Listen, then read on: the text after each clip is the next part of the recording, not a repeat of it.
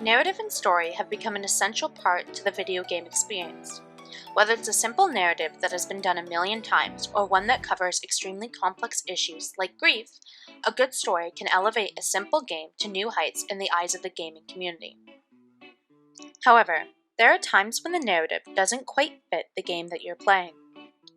The story is telling you one thing, but the gameplay is acting in a completely different way.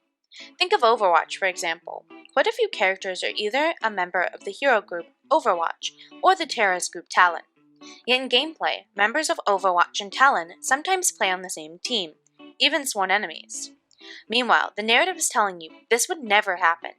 In a game like Overwatch, it doesn't take away from the experience, but in other games, it most definitely can.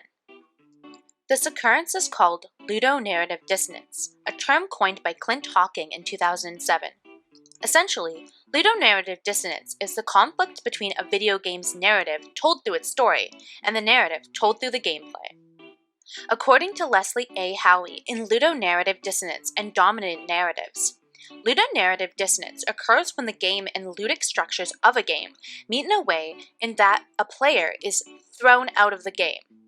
He also defines narrative as a part where the game character offers a correct behavior, but the dissonance doesn't allow the player to act according to the narrative. Jesper Jules says in Game Telling Stories, a brief note on games and narrative, that the story time of a game is now, since players can influence the events. And because of this, players are sucked into games. This causes games to have such an emotional weight to them, but the lack of consistency caused by ludonarrative dissonance can cause a player to no longer be immersed in a game.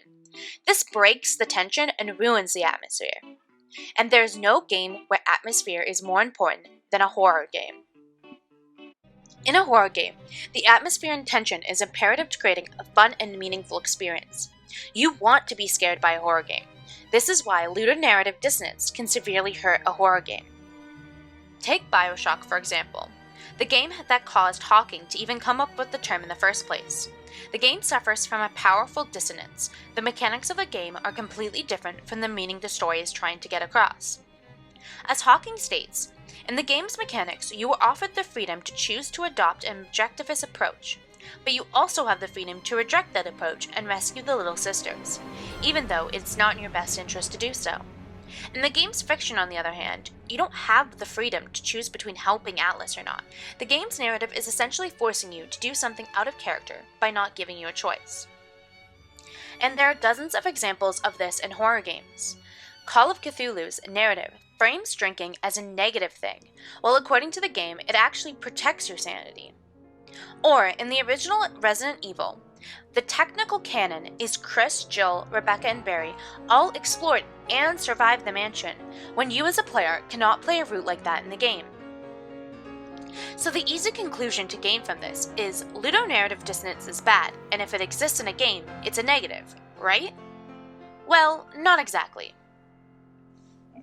When done wrong, ludonarrative dissonance is most definitely a detractor, but as Evgenia Kunetsova states, under the right circumstances, an implicit imbalance between gameplay and story itself can serve as a narrative purpose, invoking a dissonance as part of the storytelling.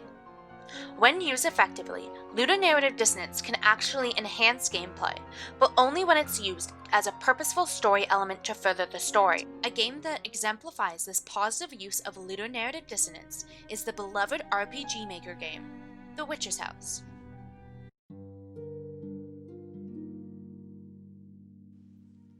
The Witch's House is a survival horror game created by a Japanese developer going by the name of Fumi. The game was first published in 2012 and became a cult classic alongside other RPG Maker games of the time, like Ib, Mad Father, and Corpse Party. In 2018, the game was remade and released to Steam under the title The Witch's House MV, with a harder difficulty mode, updated graphics, and a new translation. The game follows a young girl named Viola, who wakes up in the middle of a forest alone. She soon discovers that her way back home is blocked by some seemingly magical roses.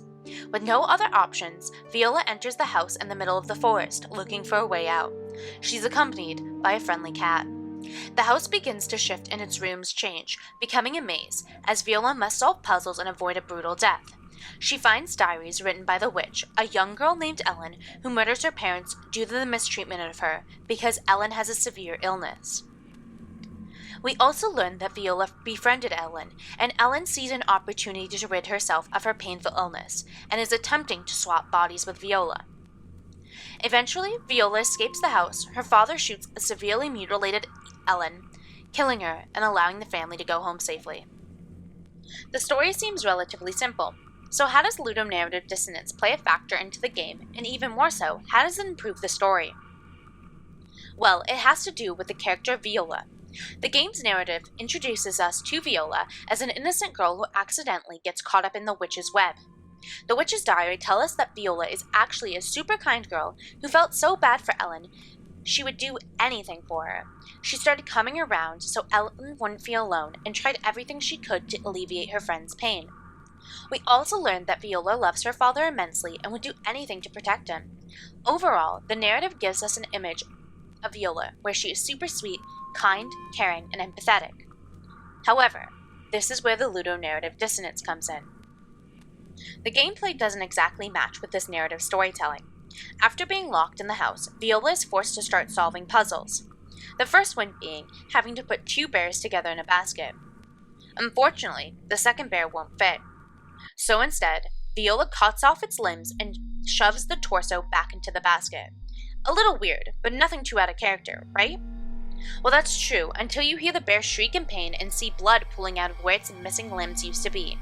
And sweet, caring Viola? Well, she doesn't react at all. This is definitely off-putting to the character, and not at all like what the narrative is trying to tell us about her. But it's not completely a game-ruining experience. But there are other instances where things are slightly off for Viola. In certain mirrors, Viola makes a strangely dark face, but only if the player chooses to interact with it. Once again, weird, but not game-breaking. However, Viola remains seemingly unfazed by what she sees during her adventures, even when the player makes her step and crush human remains without a question. Or when she kills a sentient flower and sentient baby tadpoles to further her own gain. Viola does not question or even freak out at any of this, which starkly contrasts with the personality that the narrative is giving us. This disconnect and the ludonarrative dissonance is most noticeable with the frog Viola meets. This frog is a helpful companion to Viola, crossing bridges she is too big to, and helping her solve other puzzles. The frog joins Viola when she shows him some affection, and the two get along nicely. However, Viola eventually comes to a door where there is a small slot and a huge, hungry snake on the other side. The gameplay has you feed your beloved companion to the snake, forcing the frog into the slot as he tries to escape. Once again, Viola doesn't react. No remorse from a girl empathetic enough to constantly visit a sick, dying girl in the woods, despite the dangerous rumors. This helps build a sense of unease in the game and lets the player know that something is off with our main character, but doesn't really have much else to it. The other big element of the ludonarrative dissonance that exists is separate of Viola's character, and instead has to do with the house. Throughout the game, you are given clues to solve the puzzle through notes written in the rooms. Narratively, this makes no sense. Ellen wouldn't be helping you, she's trying to kill Viola. Unless she just left them there for herself? But the witch controls the house, so why would she need hints for her own puzzles? It makes no sense for it to be the friendly cat, because he could just tell you the hints instead. Narratively, there's no reason for this, and it completely goes against Ellen's character if it is her. But the gameplay needed a way to explain the puzzles to its players, and that's all this really is. Right?